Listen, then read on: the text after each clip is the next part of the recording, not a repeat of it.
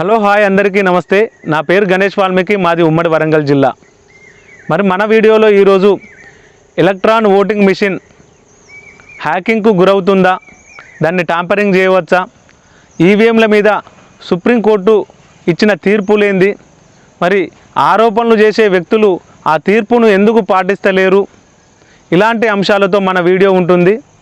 దయచేసి ఈ వీడియో అనేది మనందరికీ అవగాహన ఉండాల్సిన అంశం, ప్రతి ఒక్కరూ చూడాల్సిన వీడియో కాబట్టి దయచేసి మన వీడియోను పూర్తిగా చూడండి, ఎక్కడ కూడా స్కిప్ చేయకుండా.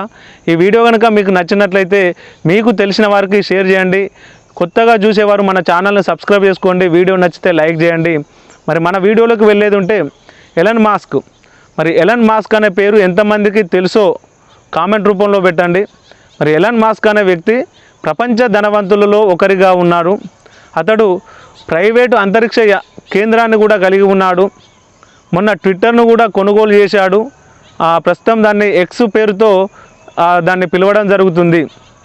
అలా తన ఎక్స్లో ఒక పోస్టును నిన్న రిలీజ్ చేశాడు. ఏందయ్యా అంటే, యుటారికా దేశంలో ఈవీఎంలు హ్యాకింగ్కు గురయ్యాయని, అమెరికాలో రాబోయే ఎలక్షన్లో ఈవీఎంలకు బదులు బ్యాలెట్ పేపర్నే వాడాలని, బ్యాలెట్ పేపరే సురక్షితమని చెప్పేసి ఇది ఒక పోస్టును చేయడం జరిగింది. ఇది వైరల్ అవుతుంది. భారతదేశంలో దీన్ని చూసినటువంటి కాంగ్రెస్ నేత రాహుల్ గాంధీ మరి భారత్లో ఈవీఎంలు అనేవి ఒక బ్లాక్ బాక్స్ లాంటివని కామెంట్ చేయడం జరిగింది. ఇక్కడ బ్లాక్ బాక్స్ అంటే ఏంటంటే, ఒక మంత్రగాడు తన దగ్గర ఉన్నటువంటి ఒక బాక్సును చూపిస్తూ అందులో నుంచి అనేక శక్తులు వస్తాయని చెప్పేసి మనల్ని నమ్మిస్తూ ఉంటాడు. మరి ఆ బాక్స్ అనేది ఎవరికి కూడా ఇవ్వడు. ఇక్కడ రాహుల్ గాంధీ ఈవీఎంలను ఇలాంటి బ్లాక్ బాక్స్తోనే పోల్చడం జరిగింది. మరి జవాబుదారితనం లేకుంటే ప్రజాస్వామ్యం అనేది ఒక బూటకంగా ఉంటుందని కామెంట్ చేయడం జరిగింది. మరి ఈవీఎంల మీద రాహుల్ గాంధీ చేసే కామెంటు కొత్తనా అంటే కొత్తేమీ కాదు. చాలా సంవత్సరాల నుంచి ఈవీఎంల మీద రాహుల్ గాంధీ అనేక ఆరోపణలు చేస్తూ వస్తున్నాడు. ఇవే ఆరోపణలు చాలామంది సుప్రీంకోర్టులో పిటిషన్లు వేయడం జరిగింది. మొన్న నెల కింద కూడా సుప్రీంకోర్టు తీర్పును కూడా వెలువరించడం జరిగింది. మరి దీని గురించి చెప్పే ముందు అసలు హ్యాకింగ్ అంటే ఏంది, హ్యాకింగ్ అంటే ఏంది, ట్యాంపరింగ్ అంటే ఏంది, ఈవీఎంలను హ్యాకింగ్ చేయొచ్చా, ట్యాంపరింగ్ చేయబడతాయా అనే కోణంలో చూస్తే, ముందుగా హ్యాకింగ్ అంటే ఏదైనా ఒక టెక్నాలజీతో నడిచే పరికరాన్ని మళ్ళీ అదే టెక్నాలజీని ఉపయోగించి తన ఆధీనంలోకి తీసుకొని తను చెప్పినట్లు నడిచేలా చేయడం అనేది హ్యాకింగ్ అంటారు. ట్యాంపరింగ్ విషయానికి వస్తే, ఏదైనా ఒక పరికరంలో తనకు సంబంధించినటువంటి ఆ పరికరాన్ని ఓపెన్ చేసి అందులో తనకు సంబంధించిన మిషన్ను అందులో ఫిక్స్ చేసి తనకు అనుకూలంగా పనిచేసేలా చేయడం అనేది ట్యాంపరింగ్ అంటారు. హ్యాకింగ్ అంటే బయట ఉండి ఆ సాఫ్ట్వేర్ను తన ఆధీనంలోకి తీసుకొని తను అక్కడ ఏ విధంగా నడిపిస్తే ఆ విధంగా ఇక్కడ మిషన్ నడుస్తుంది.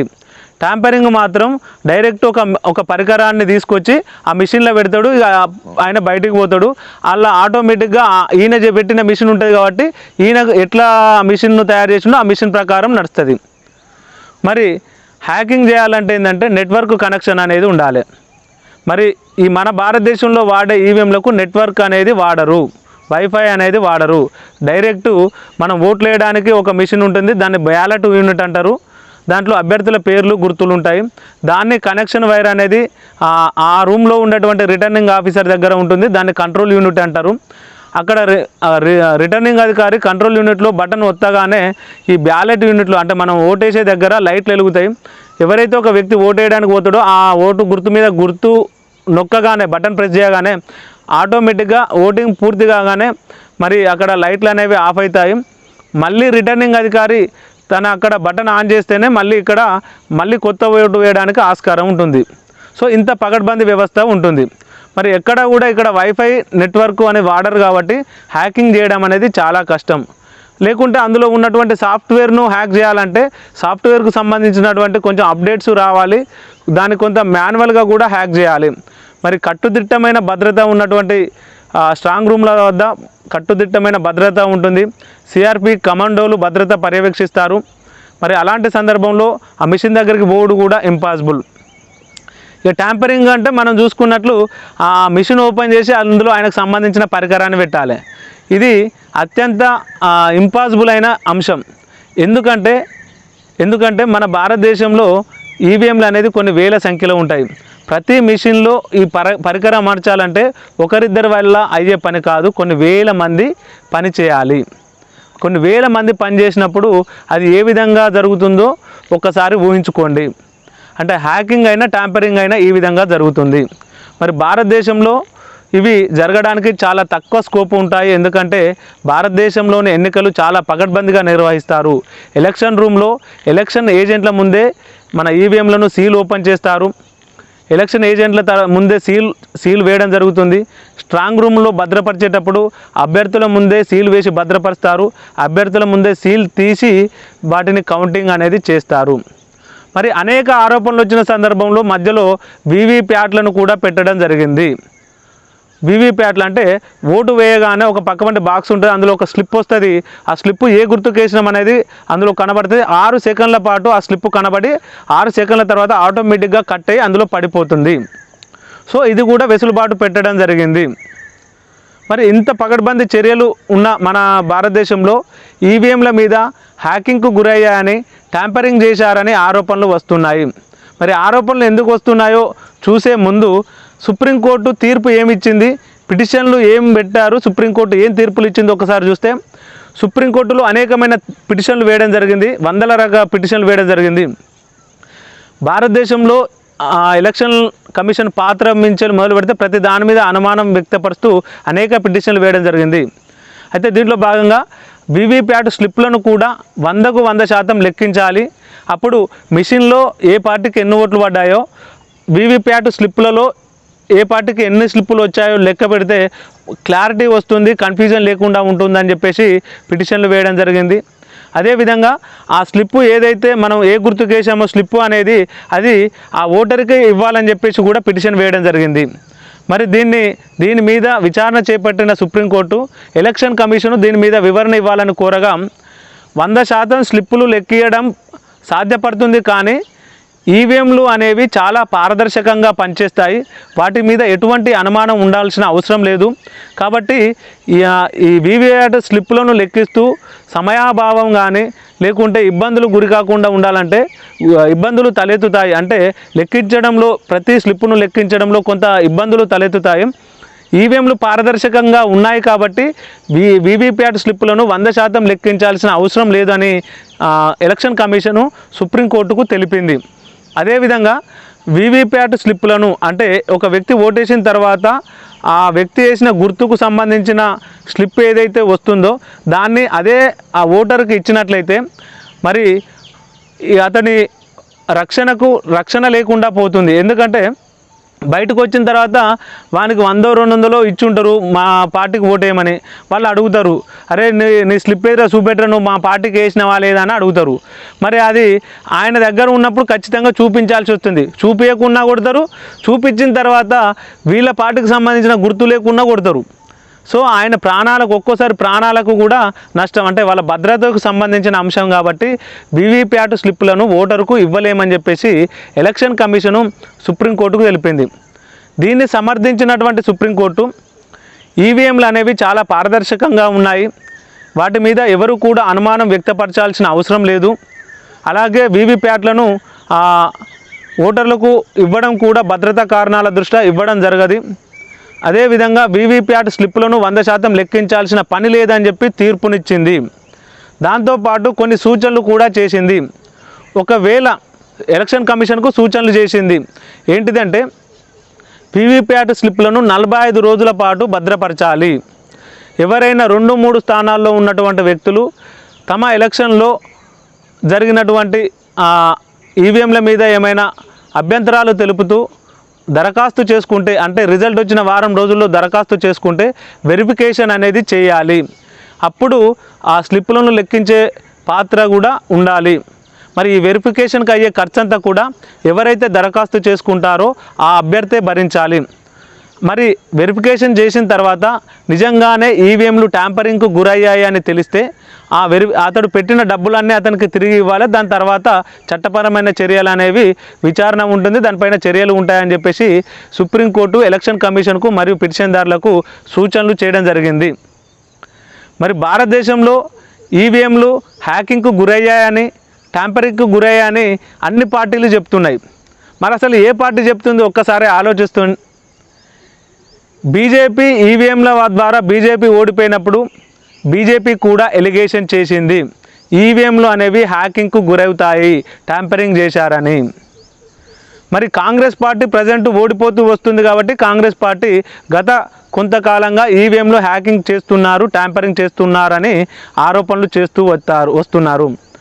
మొన్న 2014లో అధికారంలోకి చంద్రబాబు నాయుడు పార్టీ వచ్చింది ఏపీలో. తర్వాత వైఎస్ జగన్ పార్టీ ప్రతిపక్షంలో ఉంది. మరి తిరిగి 2018-19 ఎలక్షన్లో అక్కడ వైఎస్ఆర్ జగన్ పార్టీ అధికారంలోకి వచ్చింది భారీ మెజార్టీ సీట్లతో. 100 స్థానాలకు పైగా ఉన్న టీడీపీ పార్టీ 23-26 స్థానాలకు వచ్చింది. వెంటనే టీడీపీ పార్టీ ఒక ఎలిగేషన్ చేసింది, బీజేపీ పార్టీతో వైఎస్ఆర్సీపీ పొత్తు పెట్టుకొని ఇక్కడ ఈవీఎంలను హ్యాక్ చేసింది, ట్యాంపరింగ్ చేశారు అని. సో అప్పుడు వైఎస్ జగన్ పార్టీ దాన్ని స్పందించలేదు, దాని మీద ఎటువంటి స్పందన చేయలేదు. ఎందుకంటే ఎటువంటి హ్యాకింగ్ ఆరోపణలు అవి నిరాధారమైన ఆరోపణలు అని చెప్పడం జరిగింది. మరి ఈరోజు అదే వైఎస్ఆర్సీపీ చాలా చిత్తుగా ఓడిపోయింది, కేవలం 11 సీట్లే సరిపెట్టుకుంది. ఇప్పుడు అదే వైఎస్ఆర్సీపీ మరి ఈవీఎంలు అనేవి హ్యాకింగ్కు గురయ్యాయని ఇక్కడ చెప్పడం జరుగుతుంది. మరి మొన్నటి వరకు కాంగ్రెస్ పార్టీ కేంద్రంలో హ్యాకింగ్ చేస్తున్నారు, ట్యాంపరింగ్ చేస్తున్నారు అని చెప్పి మొన్న ఎంపీ ఎలక్షన్ రిజల్ట్ తర్వాత ఈ మాటలు అనేది ఎక్కడా కూడా చెప్పలేదు. ఎందుకంటే రిజల్ట్ అనేది సానుకూలంగా కాంగ్రెస్ పార్టీకి సానుకూలంగా వచ్చింది. వాళ్ళు అధికారంలోకి రాకపోయినా కూడా బీజేపీకి అఖండ మెజారిటీ రాలేదు, కనీసం ప్రభుత్వాన్ని ఏర్పాటు చేసే మేజిక్ ఫిగర్ కూడా రాలేదు. మన కూటమి పార్టీల మీదనే ఆధారపడి ప్రభుత్వాన్ని ఏర్పాటు చేయాల్సిన పరిస్థితి వచ్చింది. కాబట్టి మరి ఎక్కడా కూడా ఈవీఎంలు హ్యాకింగ్కు గురయ్యాయని కానీ ట్యాంపరింగ్ చేశారని కానీ రిజల్ట్ తర్వాత కాంగ్రెస్ పార్టీ నుంచి వెళ్ళి ఎక్కడా కూడా కామెంట్లు రాలేదు. అంటే మనం ఇక్కడ క్లియర్గా అర్థం చేసుకోవాల్సింది ఏంటంటే ఎవరైతే ఓడిపోతారో వాళ్ళు ఈవీఎంల మీద ఆరోపణలు చేస్తారు, గెలిచిన వాళ్ళు ఎక్కడా కూడా చేస్తలేరు. అంటే ఇవి మరి అబద్ధపు ఆరోపణల నిజమైన ఆరోపణల మీరే అర్థం చేసుకోవాలని. ఒకవేళ మీరు ఈ విషయంపై ఏమైనా కామెంట్ చేయదలుచుకుంటే మన యూట్యూబ్ కామెంట్లో కామెంట్ చేయండి. మరి నిజంగానే ఒకవేళ వాళ్ళకు అనుమానం ఉంది అంటే మరి సుప్రీంకోర్టు మొన్న నెల కిందనే తీర్పు ఇచ్చింది, ఏమైనా అభ్యంతరాలు ఉంటే వారం రోజుల్లోపు వెరిఫికేషన్కు అప్లికేషన్ పెట్టుకోండి, ఆ ఖర్చు భరించండి, వెరిఫికేషన్ చేస్తారు, నిజంగానే అయితే మీ డబ్బు మీకు ఇస్తారు, చర్యలు కూడా ఉంటాయి అని. మరి ఎందుకు డౌట్ ఉంటే ఎందుకు చేస్తలేరు? ఎందుకంటే అక్కడ వీళ్ళు చేసే ఆరోపణలు అనేవి కేవలము నిరాధారమైనవి, అబద్ధపు ఆరోపణలు. కాబట్టి వీరు అవకాశం ఉన్నా కూడా వెరిఫికేషన్కు పెట్టుకోలేదు. వెరిఫికేషన్ పెట్టుకుంటే అక్కడ రిజల్ట్ కూడా అలాగే ఉంటుంది కాబట్టి అప్పుడు ఉన్న ఇజ్జత్ కూడా పోతుంది. మరొకసారి ఈ కామెంట్ చేయకుండా అర్హతను కోల్పోతారు. కాబట్టి మరి ఇట్లా 4 సార్లు ఈ కామెంట్ చేయాలి, ప్రజలలో దీన్ని టాపిక్ తీసుకురావాలి, ప్రజలను ఒక మాయలోకి తీసుకెళ్ళాలి, ప్రజలను ఒక పార్టీ మీద దుష్ప్రచారం చేసేటట్టు, విద్వేషం కలిగేటట్టు ఒక అంశాన్ని బతకనియాలి అంటే మనం దాన్ని నిరూపించొద్దు. నిరూపిస్తే మరి ఇంకోసారి ఆ మాట అనకుండా ఉండాల్సి వస్తుంది. కాబట్టి మరి ఎవ్వరు కూడా వెరిఫికేషన్కు పోలేదు. సో దయచేసి ప్రజలారా ఈవీఎంల మీద వచ్చేటటువంటి దయచేసి ప్రజలారా ఇక్కడ మీరు ఒక్కటి గుర్తుంచుకోవాలి, బ్యాలెట్ పత్రాలు ఉన్నప్పుడు చాలామంది ఆ గుర్తుల మీద వేయకుండా ఆ లైన్ అవతల వేయడం వల్ల ఎన్నో ఓట్లు అనేవి మురిగిపోయాయి. అలాంటి సందర్భంలో మనకు ఎలక్ట్రాన్ ఓటింగ్ మిషన్ అనేది వచ్చింది. మరి ఈ మిషన్ ద్వారా అనేది ఒక నోటాకు వేసే అవకాశం కలిగి ఉంది. అదేవిధంగా ఓట్లు అనేవి ఎట్టి పరిస్థితుల్లో మురిగిపోవు, పారదర్శకంగా ఉంటుంది. మరి అలాంటి సందర్భంలో ఈవీఎంలు హ్యాకింగ్కు గురవుతాయి, ఈవీఎంలను ట్యాంపరింగ్ చేస్తున్నారన్న ఈ యొక్క అబద్ధపు ఆరోపణలు మీరు పట్టించుకోవద్దు. ఆధారాలతో నిరూపించినప్పుడు మాత్రమే మనం వాటిని నమ్మాలి. ఏదో ఎక్కడో గొడవ జరిగితే దాన్ని ఆ వీడియో చిత్రీకరించి దాన్ని తీసుకొచ్చి ఈవీఎంలకు ముడిపెట్టడము, ఆ ఈవీఎంలో పనిచేసే వర్కర్లకు సంబంధించిన వీడియో చూసి చూడండి ఎంతలా దీన్ని ట్యాంపరింగ్ చేస్తున్నారో అని చెప్పి చెప్పడము, ఇవన్నీ కూడా నిరాధారమైనటువంటి ఆరోపణలు. వీటిని మనం పట్టించుకోవద్దు. ఈవీఎంల మీద కానీ భారతదేశ ఎలక్షన్ యంత్రాంగం మీద మనం పూర్తి నమ్మకంతో ఉండాలి. సుప్రీంకోర్టు కూడా మనకు అదే చెప్పింది. దయచేసి అపోహలు వినొద్దు, అపోహల గురించి చర్చించొద్దు, అపోహలను షేర్ చేయొద్దు అని కోరుకుంటూ జై హింద్, జై భారత్. మీ గణేష్ వాల్మీకి.